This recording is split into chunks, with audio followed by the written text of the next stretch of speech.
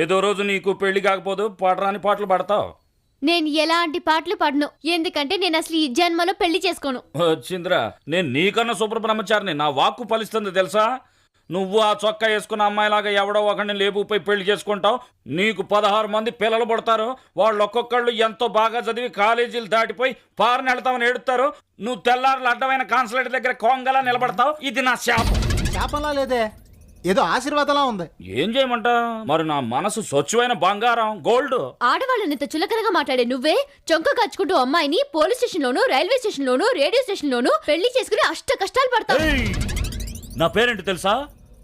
PKS. అందులో కే అంటే తెలుసా? నేను చెప్పను. ఏం చండాలంగా ఉంటుందా? దగ్గర రేయ్, కే అంటే ఏంటో చెప్పరా. కళ్యాణ్ సంబంధం. చూసావా, ఆ మాట కల్లో కూడా అన్నావు.